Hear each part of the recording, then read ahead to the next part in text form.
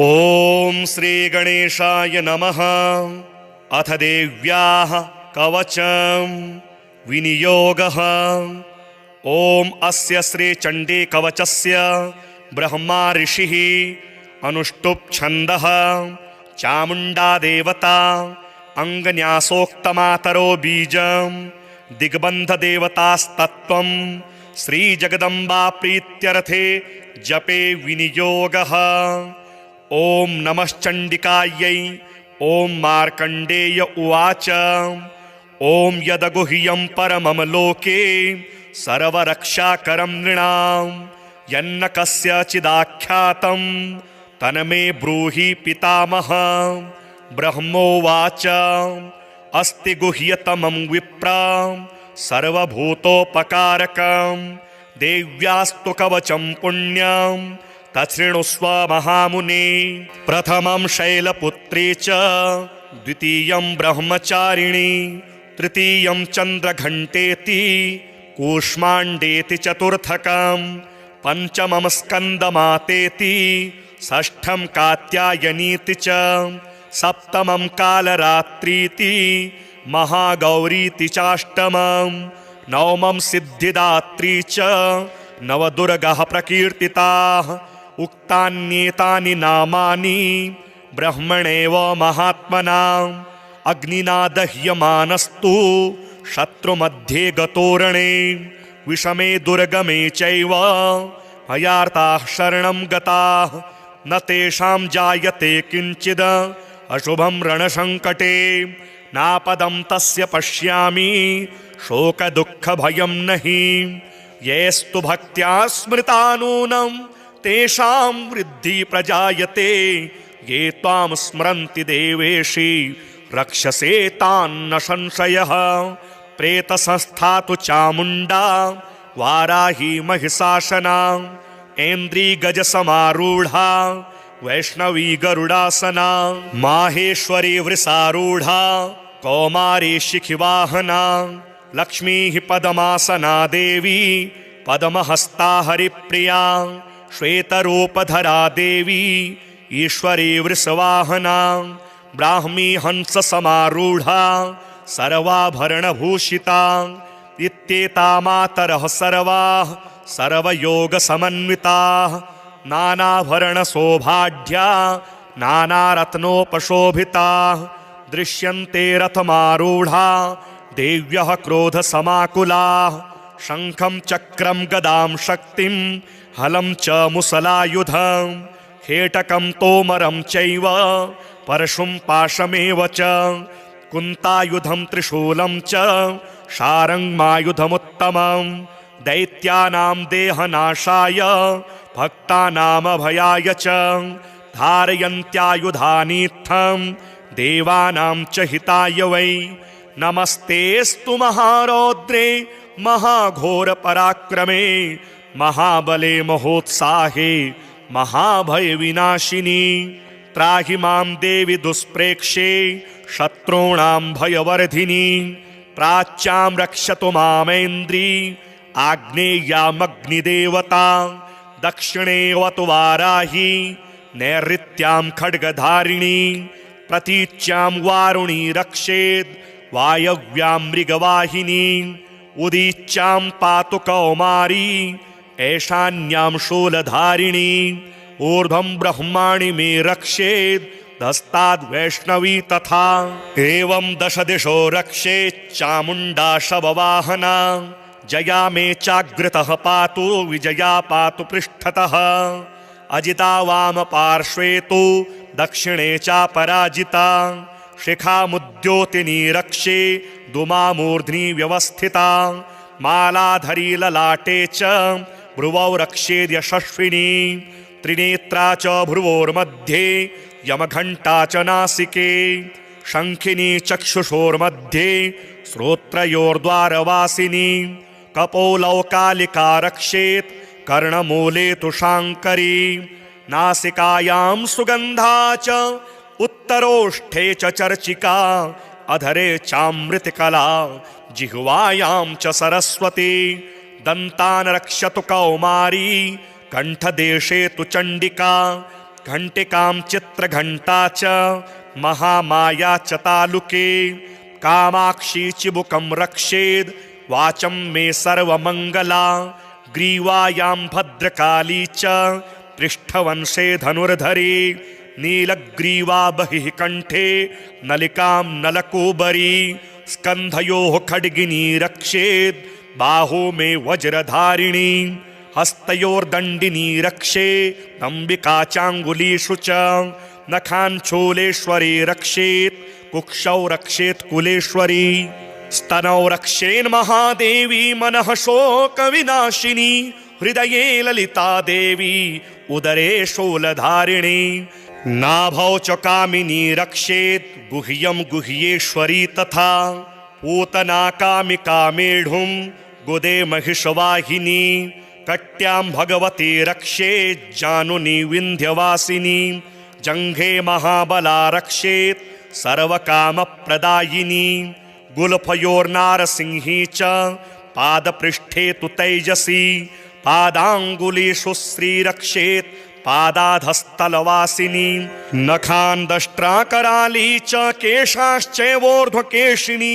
रोमकूपेषु कौवेरी त्वचं वागीश्वरी तथा रक्तमज्जावसामांसान् न्यस्तिमेदान् श्रीपार्वती अन्त्राणि कालरात्रिश्च पित्तं च मुकुटेश्वरी पद्मावती पद्मकोशे कफे चूडामणिस्तथा ज्वालामुखी नखज्वाला मभेद्या सर्वसन्दिषु शुक्रं ब्रह्माणि मे रक्षे छायां छत्रेश्वरी तथा अहङ्कारं मनोबुद्धिं रक्षेन्मे धर्मधारिणी प्राणापानौ तथा व्यानं मुदानं च समानकं वज्रहस्ता च मे रक्षेत् प्राणं कल्याणशोभना रसे रूपे च गन्धे च शब्दे स्पर्शे च योगिनी सत्त्वं रजस्तमश्चैव रक्षेन्नारायणी सदा आयु रक्षतु वाराही धर्मं रक्षतु वैष्णवी यशः कीर्तिं च लक्ष्मीं च धनं विद्यां च चक्रिणी गोत्रमिन्द्राणि मे रक्षेत् पशून् मे रक्ष चण्डिके पुत्रान् रक्षेन् महालक्ष्मीर्भार्यां रक्षतु भैरवी पन्थानं सुपथा रक्षेन् मार्गं क्षेमकरी तथा राजद्वारे महालक्ष्मीर्विजया सर्वतः स्थिता रक्षाहीनं तु यतस्थानं वर्जितं कवचेन तु तत्सर्वं रक्ष मे देवी जयन्ती पापनाशिनी पदमेकं न गच्छेत्तु यदिच्छेच्छोभमात्मनः कवचेनावृतो नित्यं यत्र यत्रैव गच्छति तत्र तत्रार्थलाभश्च विजयः सर्वकामिकः यं यं चिन्तयते कामं तं तं प्राप्नोति निश्चितं परमेश्वर्यमतुलं प्राप्स्यते भूतले पुमान् निर्भयो जायते मर्त्यः सङ्ग्रामेष्वपराजितः त्रैलोक्ये तु भवेत् पूज्यः कवचेनावृतः पुमान् इदं तु देव्याः कवचं देवानामपि दुर्लभं यः पठेत् प्रयतो नित्यं त्रिसन्ध्यं श्रद्धयान्वितः दैवी कला भवेत् तस्य त्रैलोक्येष्वपराजितः जीवेद् वर्षशतं साग्र मपमृत्यु विवर्जितः नश्यन्ति व्याधयः सर्वे लूता विस्फोटकादयः स्थावरं जङ्गमं चैव कृत्रिमं चापि यद्विषम् अभिचाराणि सर्वाणि मन्त्रयन्त्राणि भूतले भूचराः खेचराश्चैव जलजाश्चोपदेशिकाः सहजा कुलजा माला डाकिनी शाकिनी तथा अंतरिक्षचरा घोरा डाकिन्यश्च महाबलाः ग्रहभूतपिशाचाश्च यक्षगन्धर्वराक्षसाः ब्रह्मराक्षसवेतालाः कूष्माण्डा भैरवादयः नश्यन्ति दर्शनातस्य कवचे हृदि संस्थिते मनोन्नतिर्भवेद्राज्ञस्तेजो वृद्धिकरं परं यशसा वर्धते सोऽपि कीर्तिमण्डितभूतले जपेत् सप्तशतीं चण्डीं कृत्वा तु कवचं पुरा यावद् भूमण्डलं धत्ते सशैलवनकाननं तावत् तिष्ठति मेदिन्यां सन्ततिः पुत्रपौत्रिकी देहान्ते परमं स्थानं यत्सुरैरपि दुर्लभं प्राप्नोति पुरुषो नित्यं महामाया प्रसादतः लभते परमं रूपं शिवेन सह मोदते। अथर्गलास्तोत्रम् विनियोगः। ॐ अस्य श्री अर्गलास्तोत्रमन्त्रस्य विष्णुर्षिः अनुष्टुप् छन्दः श्रीमहालक्ष्मीर्देवता श्रीजगदम्बा प्रीतये सप्तशते पाठाङ्गत्वेन जपे विनियोगः। ॐ नमश्चण्डिकायै। मार्कण्डेय उवाच ॐ जयन्ती मङ्गलाकाली भद्रकाली कपालिनी दुर्गा क्षमा शिवा धात्री स्वाहा स्वधा नमोऽस्तु ते। जय त्वं देवी चामुण्डे जय भूतार्तिहारिणी जय सर्वगते देवी कालरात्रि नमोऽस्तु ते।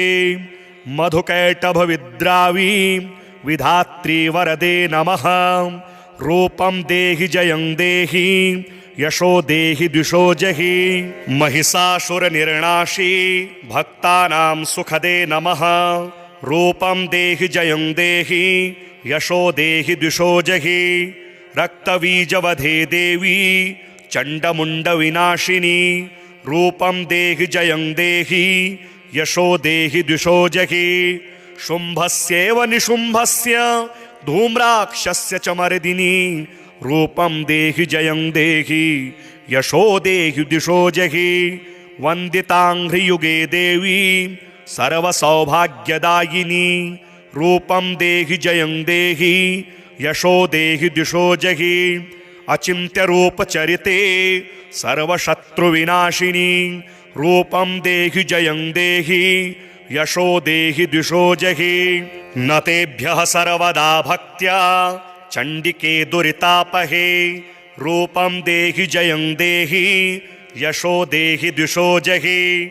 स्तुवद्भ्यो भक्तिपूर्वं त्वां चण्डिके व्याधिनाशिनी रूपं देहि जयं देहि यशो देहि द्विषो जहि। चण्डिके सततं ये त्वामर्चन्तीतः भक्तितः रूपं देहि जयं देहि यशो देहि द्विषो जहि। देहि सौभाग्यमारोग्यं देहि मे परमं सुखं रूपं देहि जयं देहि यशो देहि द्विषो जहि। विदेहि द्विषतां नाशं विदेहि बलमुच्चकैः रूपं देहि जयं देहि यशो देहि द्विषो जहि। विदेहि देवि कल्याणं विदेहि परमां श्रियं रूपं देहि जयं देहि यशो देहि द्विषो जहि। सुरासुरशिरोरत्न निगृष्ट चरणेऽम्बिके रूपं देहि जयं देहि यशो देहि द्विषो जहि। विद्यावन्तं यशस्वन्तं लक्ष्मीवन्तं जनं कुरु रूपं देहि जयं देहि यशो देहि द्विषो जहि। प्रचण्ड दैत्यदर्पघ्ने चण्डिके प्रणताय मे रूपं देहि जयं देहि यशो देहि द्विषो जहि। चतुर्भुजे चतुर्वक्त्र सस्तुते परमेश्वरी रूपं देहि जयं देहि यशो देहि द्विषो जहि। कृष्णेन सस्तुते देवी शश्वद्भक्त्या सदाम्बिके रूपं देहि जयं देहि यशो देहि द्विषो जहि। हिमाचलसुतानाथ संस्तुते परमेश्वरी रूपं देहि जयं देहि यशो देहि द्विषो जहि। इन्द्राणीपति सद्भाव पूजिते परमेश्वरी रूपं देहि जयं देहि यशो देहि द्विषो जहि। देवी प्रचण्ड दोर्दण्ड दैत्यदर्प विनाशिनी रूपं देहि जयं देहि यशो देहि द्विषो जहि। देवी भक्तजनोद्दाम दत्तानन्दोदयेऽम्बिके रूपं देहि जयं देहि यशो देहि द्विषो जहि। पत्नीं मनोरमां देहि मनोवृत्तानुसारिणीं तारिणीं दुर्गसंसार सागरस्य कुलोद्भवाम्। इदं स्तोत्रं पठित्वा तु महास्तोत्रं पठेन्नरः स तु सप्तशती संख्या वरमाप्नोति संपदाम्। अथ कीलकम्। ॐ अस्य श्रीकीलकमन्त्रस्य शिवऋषिः अनुष्टुप् छन्दः श्रीमहासरस्वती देवता श्रीजगदम्बा प्रीत्यर्थं सप्तशती पाठाङ्गत्वेन जपे विनियोगः। ॐ नमश्चण्डिकायै। मार्कण्डेय उवाच। ॐ विशुद्धज्ञानदेहाय त्रिवेदी दिव्यचक्षुषे श्रेयः प्राप्तिनिमित्ताय नमः सोमार्धधारिणे। सर्वमेतद्विजानीयान् मन्त्राणामभिकीलकम् सोऽपि क्षेममवाप्नोति सततं जाप्य तत्परः। सिद्ध्यन्तुच्चाटनादीनि वस्तूनि सकलान्यपि एतेन स्तुवतां देवी स्तोत्रमात्रेण सिद्ध्यति। न मन्त्रो नौषधं तत्र न किञ्चिदपि विद्यते विना चाप्येन सिद्ध्येत सर्वमुच्चाटनादिकं। समग्राण्यपि सिद्ध्यन्ति लोकशङ्कामिमां हरः। कृत्वा निमन्त्रयामास सर्वमेवमिदं शुभं। स्तोत्रं वै चण्डिकायास्तु तच्च गुप्तं चकारसः। समाप्तिर्न च पुण्यस्य तां यथावन्नियन्त्रणां। सोऽपि क्षेममवाप्नोति सर्वमेवं न संशयः।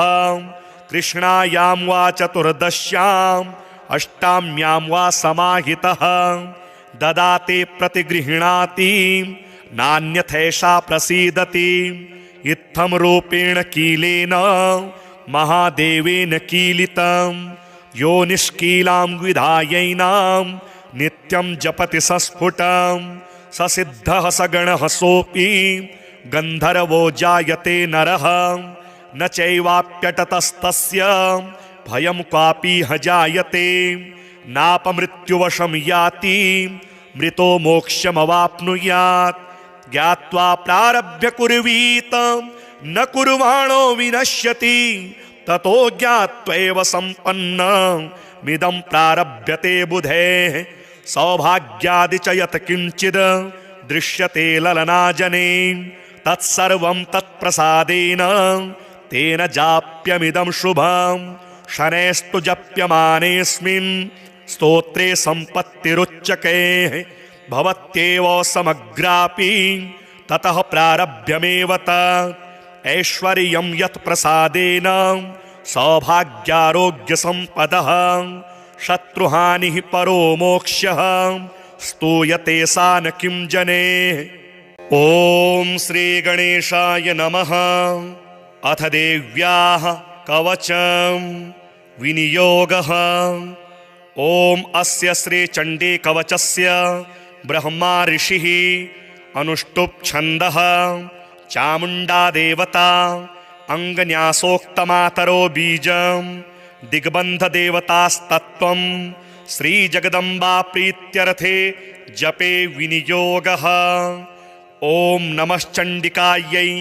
ॐ मार्कण्डेय उवाच।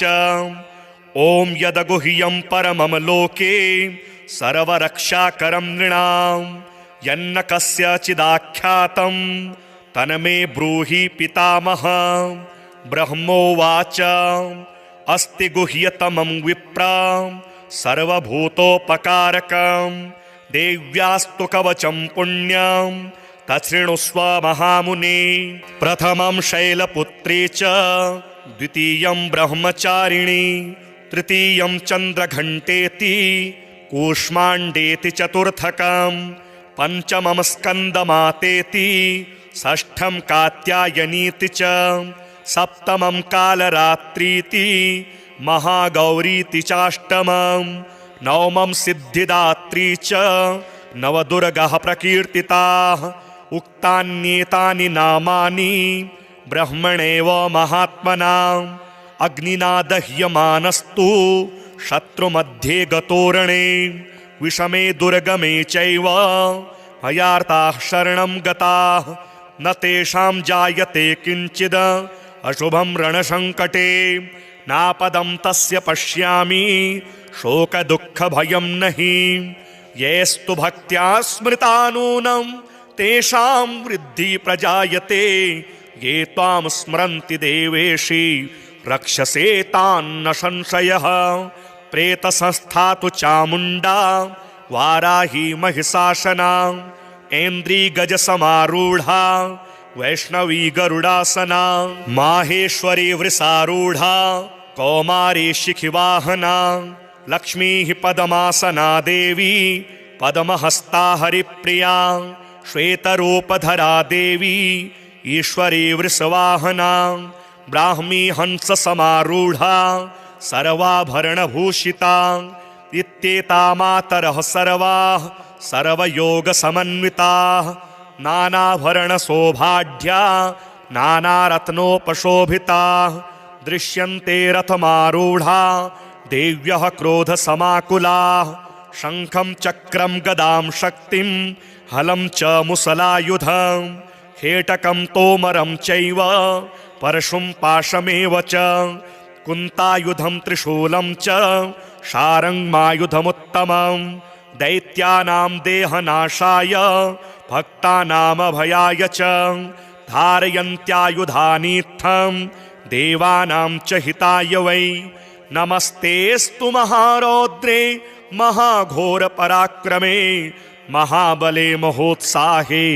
महाभयविनाशिनी त्राहि मां देवि दुष्प्रेक्ष्ये शत्रूणां भयवर्धिनी प्राच्यां रक्षतु मामेन्द्री आग्नेयामग्निदेवता दक्षिणेऽवतु वाराही नैऋत्यां खड्गधारिणी प्रतीच्यां वारुणी रक्षेत् वायव्यां मृगवाहिनी उदीच्यां पातु कौमारी ऐशान्यां शूलधारिणी ऊर्ध्वं ब्रह्माणि मे रक्षेत् धस्ताद् वैष्णवी तथा एवं दश दिशो रक्षेत् चामुण्डा शववाहना जया मे चाग्रतः पातु विजया पातु पृष्ठतः अजिता वाम पार्श्वे तु दक्षिणे चापराजिता शिखामुद्योतिनी रक्षे दुमामूर्ध्नि व्यवस्थिता मालाधरी ललाटे च भ्रुवौ रक्षेद्यशस्विनी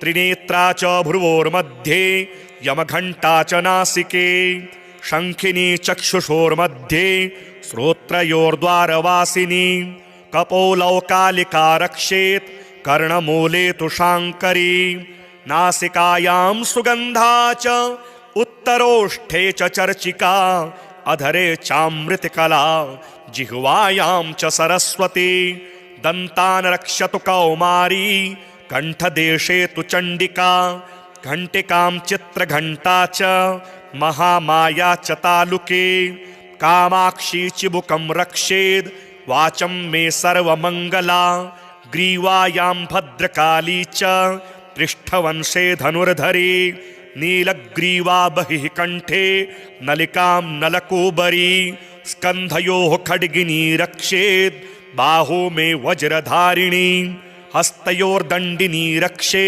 अम्बिका चाङ्गुलीषु च नखाञ्छूलेश्वरी रक्षेत् कुक्षौ रक्षेत् कुलेश्वरी स्तनौ रक्षेन्महादेवी मनः शोकविनाशिनी हृदये ललिता देवी उदरे शूलधारिणी नाभौ च कामिनी रक्षेत् गुह्यं गुह्येश्वरी तथा पूतना कामिका मेढुं गुदे महिषवाहिनी कट्यां भगवती रक्षेत् जानुनी विन्ध्यवासिनी जङ्घे महाबला रक्षेत् सर्वकामप्रदायिनी गुल्फयोर्नारसिंही च पादपृष्ठे तु तैजसी पादाङ्गुलीषु श्रीरक्षेत् पादाधस्तलवासिनी नखान् दष्ट्राकराली च केशाश्चैवोर्ध्वकेशिनी रोमकूपेषु कौवेरी त्वचं वागीश्वरी तथा रक्तमज्जावसामांसान्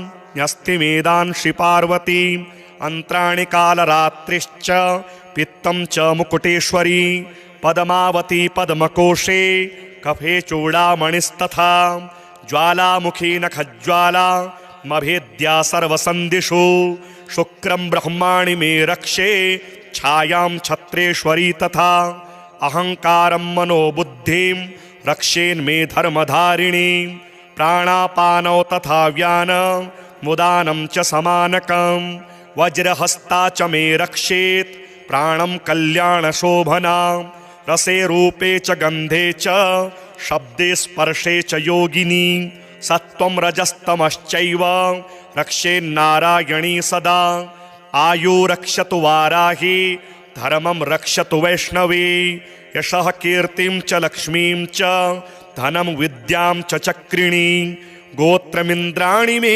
रक्षेत् पशून् मे रक्ष चण्डिके पुत्रान् रक्षेन् महालक्ष्मीर्भार्यां रक्षतु भैरवी पन्थानं सुपथा रक्षेन् मार्गं क्षेमकरी तथा राजद्वारे महालक्ष्मीर्विजया सर्वतः स्थिता रक्षाहीनं तु यतस्थानं वर्जितं कवचेन तु तत्सर्वं रक्ष मे देवी जयन्ती पापनाशिनी पदमेकं न गच्छेत्तु यदिच्छेच्छोभमात्मनः कवचेनावृतो नित्यं यत्र यत्रैव गच्छति तत्र तत्रार्थलाभश्च विजयः सर्वकामिकः यं यं चिन्तयते कामं तं तं प्राप्नोति निश्चितं परमेश्वर्यमतुलं प्राप्स्यते भूतले पुमान् निर्भयो जायते मर्त्यः संग्रामेष्वपराजितः त्रैलोक्ये तु भवेत् पूज्यः कवचेनावृतः पुमान् इदं तु देव्याः कवचं देवानामपि दुर्लभं यः पठेत् प्रयतो नित्यं त्रिसन्ध्यं श्रद्धयान्वितः दैवी कला भवेत् तस्य त्रैलोक्येष्वपराजितः जीवेद् वर्षशतं साग्र मृत्युविवर्जितः नश्यन्ति व्याधयः सर्वे लूता विस्फोटकादयः स्थावरं जङ्गमं चैव कृत्रिमं चापि यद्विषम् अभिचाराणि सर्वाणि मन्त्रयन्त्राणि भूतले भूचराः खेचराश्चैव जलजाश्चोपदेशिकाः सहजा कुलजा माला डाकिनी शाकिनी तथा अंतरिक्षचरा घोरा डाकिन्यश्च महाबलाः ग्रहभूत पिशाचाश्च यक्षगन्धर्वराक्षसाः ब्रह्मराक्षसवेतालाः कूष्माण्डा भैरवादयः नश्यन्ति दर्शनातस्य कवचे हृदि संस्थिते मनोन्नतिर्भवेद्राज्ञस्तेजो वृद्धिकरं परं यशसा वर्धते सोऽपि कीर्तिमण्डितभूतले जपेत् सप्तशतीं चण्डीं कृत्वा तु कवचं पुरा यावद् भूमण्डलं धत्ते सशैलवनकाननं तावत् तिष्ठति मेदिन्यां सन्ततिः पुत्रपौत्रिकी देहान्ते परमं स्थानं यत्सुरैरपि दुर्लभं प्राप्नोति पुरुषो नित्यं महामाया प्रसादतः लभते परमं रूपं शिवेन सह मोदते। अथर्गला स्तोत्रं विनियोगः। ओम अस्य श्री अर्गला स्तोत्र मंत्रस्य विष्णुर्षिः अनुष्टुप् छन्दः श्री महालक्ष्मीर्देवता श्री जगदम्बा प्रीतये सप्तशते पाठाङ्गत्वेन जपे विनियोगः। ओम नमश्चण्डिकायै।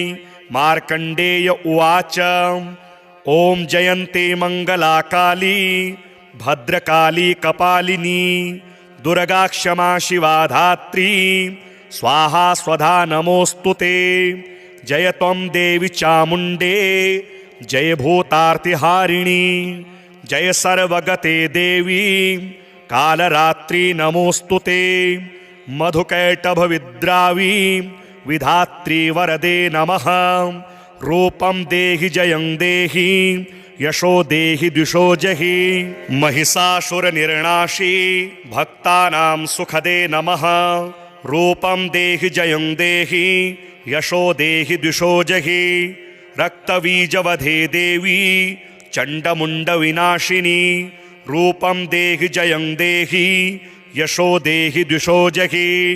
शुम्भस्यैव निशुम्भस्य धूम्राक्षस्य च मर्दिनी रूपं देहि जयं देहि यशो देहि दिशो जहि वन्दिताङ्घ्रियुगे देवी सर्वसौभाग्यदायिनी रूपं देहि जयं देहि यशो देहि दिशो जहि अचिन्त्यरूपचरिते सर्वशत्रुविनाशिनी रूपं देहि जयं देहि यशो देहि दिशो जहि न तेभ्यः सर्वदा भक्त्या चण्डिके दुरितापहे रूपं देहि जयं देहि यशो देहि दिशो जहि स्तुवद्भ्यो भक्तिपूर्वं त्वां चण्डिके व्याधिनाशिनी रूपं देहि जयं देहि यशो देहि दिशो जहि चण्डिके सततं ये त्वामर्चन्तीतः भक्तितः रूपं देहि जयं देहि यशो देहि दिशो जहि देहि सौभाग्यमारोग्यं देहि मे परमं सुखं रूपं देहि जयं देहि यशो देहि दिशो जहि विदेहि द्विषतां नाशं विदेहि बलमुच्चकैः रूपं देहि जयं देहि यशो देहि दिशो जहि विदेहि देवि कल्याणं विदेहि परमां श्रियं रूपं देहि जयं देहि यशो देहि दिशो जहि सुरासुरशिरोरत्न निगृष्ट चरणेऽम्बिके रूपं देहि जयं देहि यशो देहि दिशो जहि विद्यावन्तं यशस्वन्तं लक्ष्मीवन्तं जनं कुरु रूपं देहि जयं देहि यशो देहि दिशो जहि प्रचण्ड दैत्यदर्पघ्ने चण्डिके प्रणताय मे रूपं देहि जयं देहि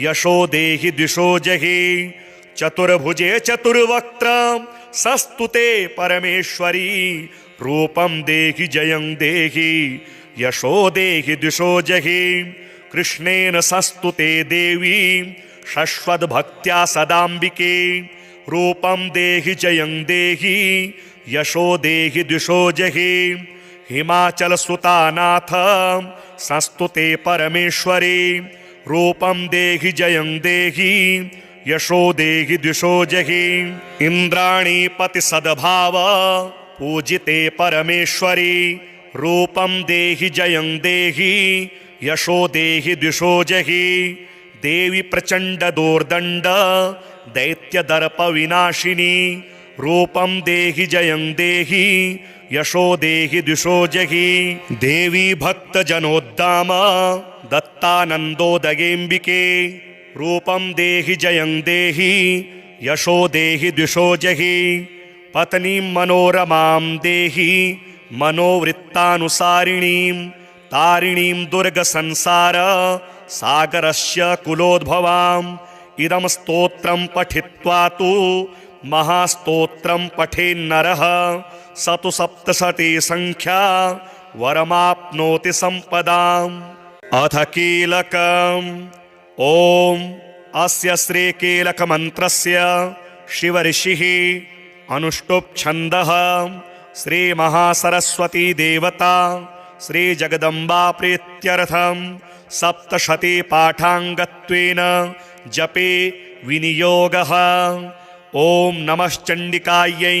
मार्कण्डेय उवाच ॐ विशुद्धज्ञानदेहाय त्रिवेदी दिव्यचक्षुषे श्रेयः प्राप्तिनिमित्ताय नमः सोमार्धधारिणे सर्वमेतद्विजानीयान् मन्त्राणामभिकीलकम् सोऽपि क्षेममवाप्नोति सततं जाप्य तत्परः सिद्ध्यन्तुच्चाटनादीनि वस्तूनि सकलान्यपि एतेन स्तुवतां देवी स्तोत्रमात्रेण सिद्ध्यति न मन्त्रो नौषधं तत्र न किञ्चिदपि विद्यते विना चाप्येन सिद्ध्येत सर्वमुच्चाटनादिकं समग्राण्यपि सिद्ध्यन्ति लोकशङ्कामिमां हरः कृत्वा निमन्त्रयामास सर्वमेवमिदं शुभं स्तोत्रं वै चण्डिकायास्तु तच्च गुप्तं चकारसः समाप्तिर्न च पुण्यस्य तां यथावन्नियन्त्रणां सोऽपि क्षेममवाप्नोति सर्वमेवं न संशयः। कृष्णायां वा चतुर्दश्याम् अष्टाम्यां वा समाहितः ददाति प्रतिगृह्णाति नान्यथैषा प्रसीदति। इत्थं रूपेण कीलेन महादेवेन कीलितं यो निष्कीलां विधायैनां नित्यं जपति सस्फुटं स सिद्धः स गणः सोऽपि गन्धर्वो जायते नरः न चैवाप्यटतस्तस्य भयं क्वापि ह जायते नापमृत्युवशं याति मृतो मोक्षमवाप्नुयात्। ज्ञात्वा प्रारभ्य कुर्वीत न कुर्वाणो विनश्यति ततो ज्ञात्वैव सम्पन्नमिदं प्रारभ्यते बुधेः। सौभाग्यादि च यत् किञ्चिद् दृश्यते ललनाजने तत्सर्वं तत्प्रसादेन तेन जाप्यमिदं शुभम्। शनैस्तु जप्यमानेऽस्मिन् स्तोत्रे सम्पत्तिरुच्यते भवत्येव समग्रापि ततः प्रारभ्यमेव तत्। ऐश्वर्यं यत् प्रसादेन सौभाग्यारोग्यसम्पदः शत्रुहानिः परो मोक्षः स्तूयते सा न किं जने। ॐ श्रीगणेशाय नमः। अथ देव्याः कवचं विनियोगः। ॐ अस्य श्रीचण्डी कवचस्य ब्रह्मा ऋषिः अनुष्टुप् छन्दः चामुण्डा देवता अङ्गन्यासोक्तमातरो बीजं दिग्बन्धदेवतास्तत्त्वं श्रीजगदम्बा प्रीत्यर्थे जपे विनियोगः। ॐ नमश्चण्डिकायै। ॐ मार्कण्डेय उवाच ॐ यदगुह्यं परमं लोके सर्वरक्षाकरं नृणां यन्न कस्यचिदाख्यातं तन्मे ब्रूहि पितामह। ब्रह्मोवाच अस्ति गुह्यतमं विप्रा सर्वभूतोपकारकं देव्यास्तु कवचं पुण्यं तच्छृणुस्व महामुने। प्रथमं शैलपुत्री च द्वितीयं ब्रह्मचारिणी तृतीयं चन्द्रघण्टेति कूष्माण्डेति चतुर्थकं पञ्चमं स्कन्दमातेति षष्ठं कात्यायनीति च सप्तमं कालरात्रीति महागौरीति चाष्टमं नवमं सिद्धिदात्री च नवदुर्गाः प्रकीर्तिताः।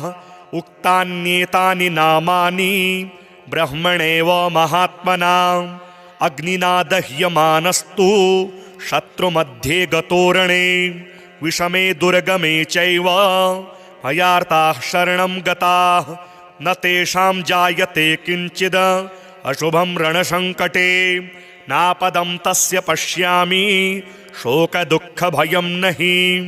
येस्तु भक्त्या स्मृता नूनं तेषां वृद्धि प्रजायते ये त्वां स्मरन्ति देवेशि रक्षसे तान्न संशयः।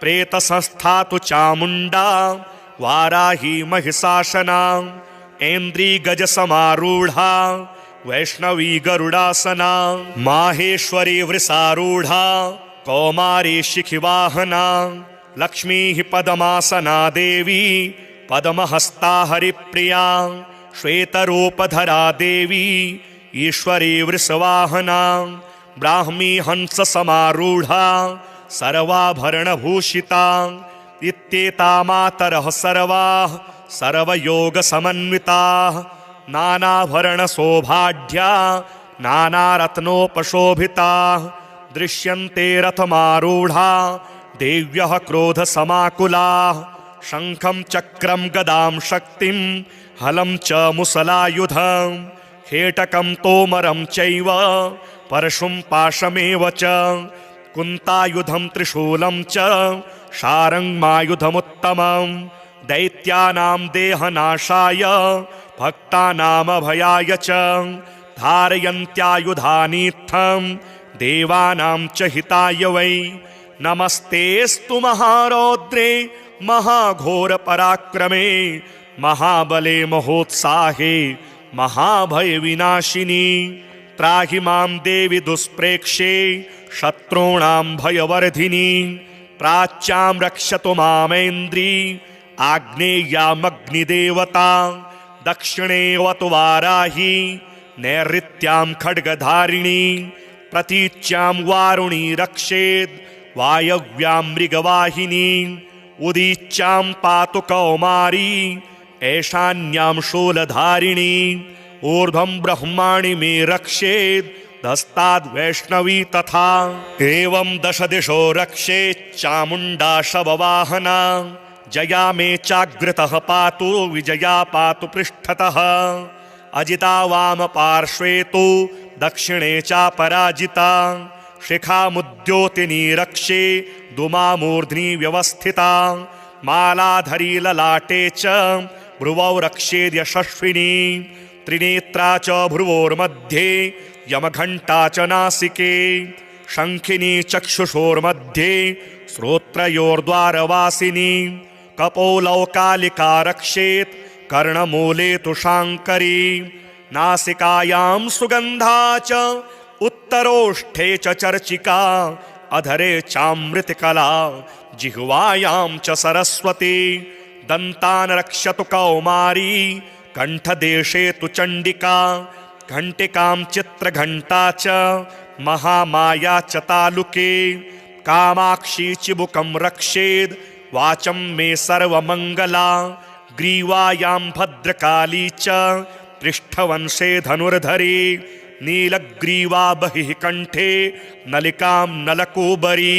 स्कन्धयोः खड्गिनी रक्षेत् बाहू मे वज्रधारिणी हस्तयोर्दण्डिनी रक्षे अम्बिका चाङ्गुलीषु च नखाञ्छूलेश्वरी रक्षेत् कुक्षौ रक्षेत् कुलेश्वरी स्तनौ रक्षेन्महादेवी मनः शोकविनाशिनी हृदये ललिता देवी उदरे शूलधारिणी नाभौ च कामिनी रक्षेत् गुह्यं गुह्येश्वरी तथा पूतना कामिका मेढुं गुदे महिषवाहिनी कट्यां भगवती रक्षेत् जानुनी विन्ध्यवासिनी जङ्घे महाबला रक्षेत् सर्वकामप्रदायिनी गुल्फयोर्नारसिंही च पादपृष्ठे तु तैजसी पादाङ्गुलीषु श्रीरक्षेत् पादाधस्तलवासिनी नखान् दष्ट्राकराली च केशाश्चैवोर्ध्वकेशिनी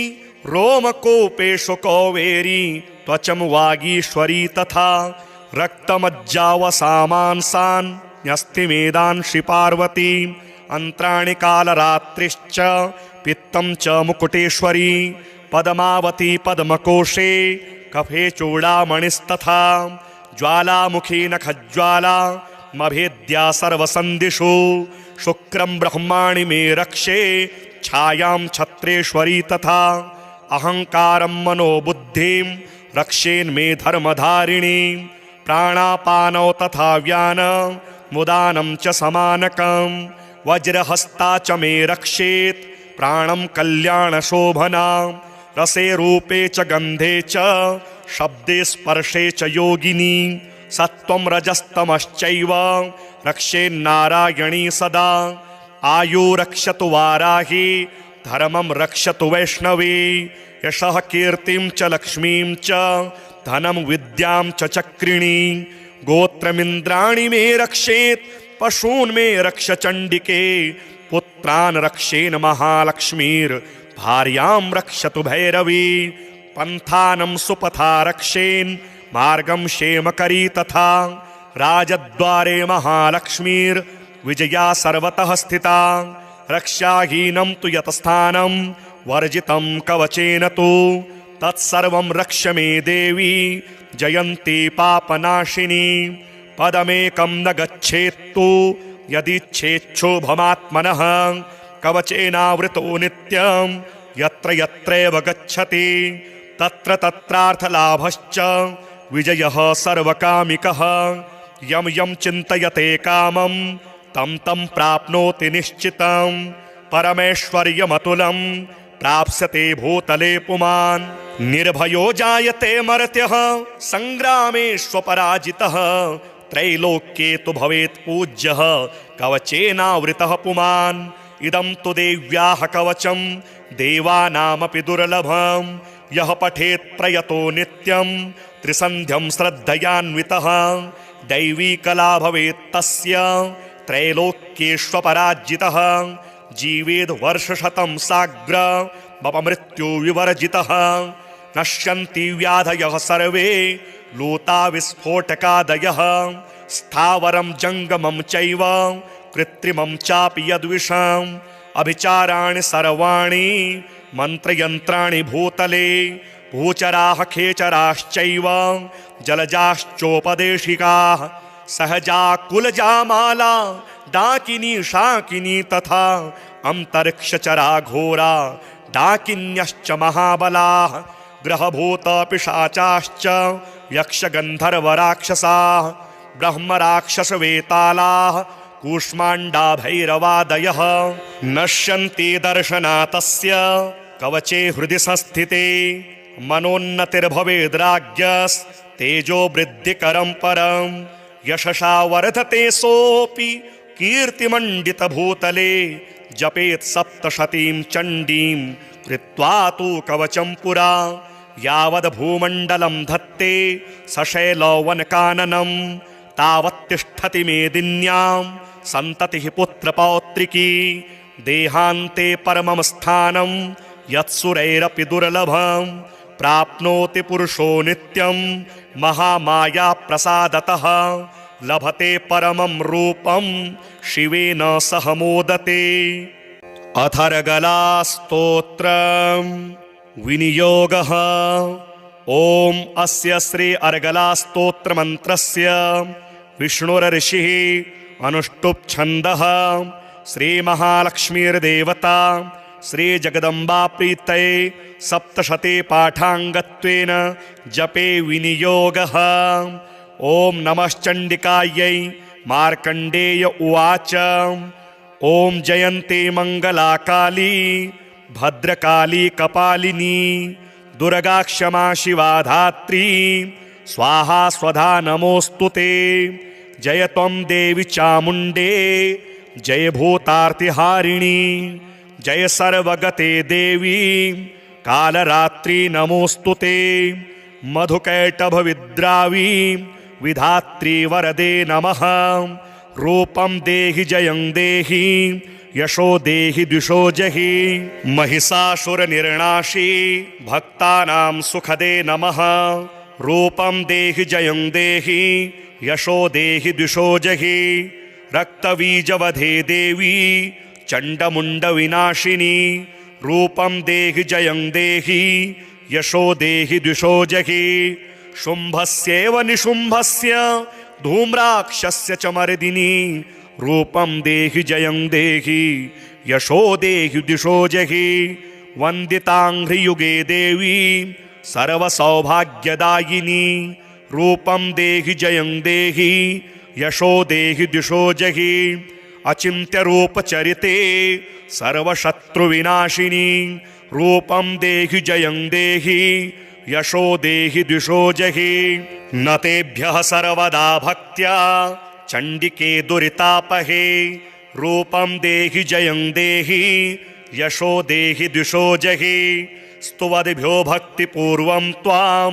चण्डिके व्याधिनाशिनी रूपं देहि जयं देहि यशो देहि द्विषो जहि चण्डिके सततं ये त्वामर्चन्तीतः भक्तितः रूपं देहि जयं देहि यशो देहि द्विषो जहि देहि सौभाग्यमारोग्यं देहि मे परमं सुखं रूपं देहि जयं देहि यशो देहि द्विषो जहि विदेहि द्विषतां नाशं विदेहि बलमुच्चकैः रूपं देहि जयं देहि यशो देहि द्विषो जहि विदेहि देवि कल्याणं विदेहि परमां श्रियं रूपं देहि जयं देहि यशो देहि द्विषो जहि सुरासुरशिरोरत्न निगृष्ट चरणेऽम्बिके रूपं देहि जयं देहि यशो देहि द्विषो जहि विद्यावन्तं यशस्वन्तं लक्ष्मीवन्तं जनं कुरु रूपं देहि जयं देहि यशो देहि द्विषो जहि प्रचंड दैत्य दर्पघ्ने चंडिके प्रणताय मे रूपं देहि जयं देहि यशो देहि द्विषो जहि चतुर्भुजे चतुर्वक्त्र सस्तुते परमेश्वरी रूपं देहि जयं देहि यशो देहि द्विषो जहि कृष्णेन सस्तुते देवी शश्वद्भक्त्या सदाम्बिके रूपं देहि जयं देहि यशो देहि द्विषो जहि हिमाचल सुतानाथ संस्तुते परमेश्वरी रूपं देहि जयं देहि यशो देहि द्विषो जहि इंद्राणी पति सद्भाव पूजिते परमेश्वरी रूपं देहि जयं देहि यशो देहि द्विषो जहि देवी प्रचंड दोर्दंड दैत्य दर्प विनाशिनी रूपं देहि जयं देहि यशो देहि द्विषो जहि देवी भक्त जनोद्दाम दत्तानंदोदगेम्बिके रूपं देहि जयं देहि यशो देहि द्विषो जहि पत्नीं मनोरमां देहि मनोवृत्तानुसारिणीं तारिणीं दुर्ग संसार सागरस्य कुलोद्भवाम् इदं स्तोत्रं पठित्वा तु महास्तोत्रं पठेन्नरः स तु सप्तशती संख्या वरमाप्नोति संपदाम् अथ कीलकम् ओम अस्य श्रीकीलक मंत्रस्य शिवऋषिः अनुष्टुप् छन्दः श्री महासरस्वती देवता श्री जगदम्बा प्रीत्यर्थं सप्तशती पाठाङ्गत्वेन जपे विनियोगः। ओम नमश्चण्डिकायै मार्कण्डेय उवाच ओम विशुद्धज्ञानदेहाय त्रिवेदी दिव्यचक्षुषे श्रेयः प्राप्तिनिमित्ताय नमः सोमार्धधारिणे सर्वमेतद्विजानीयान् मन्त्राणामभिकीलकम् सोऽपि क्षेममवाप्नोति सततं जाप्य तत्परः सिद्ध्यन्तुच्चाटनादीनि वस्तूनि सकलान्यपि एतेन स्तुवतां देवी स्तोत्रमात्रेण सिद्ध्यति न मन्त्रो नौषधं तत्र न किञ्चिदपि विद्यते विना चाप्येन सिद्ध्येत सर्वमुच्चाटनादिकं समग्राण्यपि सिद्ध्यन्ति लोकशङ्कामिमां हरः कृत्वा निमन्त्रयामास सर्वमेवमिदं शुभं स्तोत्रं वै चण्डिकायास्तु तच्च गुप्तं चकारसः समाप्तिर्न च पुण्यस्य तां यथावन्नियन्त्रणां सोऽपि क्षेममवाप्नोति सर्वमेवं न संशयः कृष्णायां वा चतुर्दश्याम् अष्टाम्यां वा समाहितः ददाते प्रतिगृह्णाति नान्यथैषा प्रसीदति इत्थं रूपेण कीलेन महादेवेन कीलितं यो निष्कीलां विधायैनां नित्यं जपति सस्फुटं ससिद्धः सगणः सोऽपि गन्धर्वो जायते नरः न चैवाप्यटतस्तस्य भयं क्वापि ह जायते नापमृत्युवशं याति मृतो मोक्षमवाप्नुयात् ज्ञात्वा प्रारभ्य कुर्वीत न कुर्वाणो विनश्यति ततो ज्ञात्वैव सम्पन्नमिदं प्रारभ्यते बुधेः सौभाग्यादि च यत् किञ्चिद् दृश्यते ललनाजने तत्सर्वं तत्प्रसादेन तेन जाप्यमिदं शुभं शनैस्तु जप्यमानेऽस्मिन् स्तोत्रे सम्पत्तिरुच्यते भवत्येव समग्रापि ततः प्रारभ्यमेव तत् ऐश्वर्यं यत् प्रसादेन सौभाग्यारोग्यसम्पदः शत्रुहानिः परो मोक्षः स्तूयते सा न किं जने।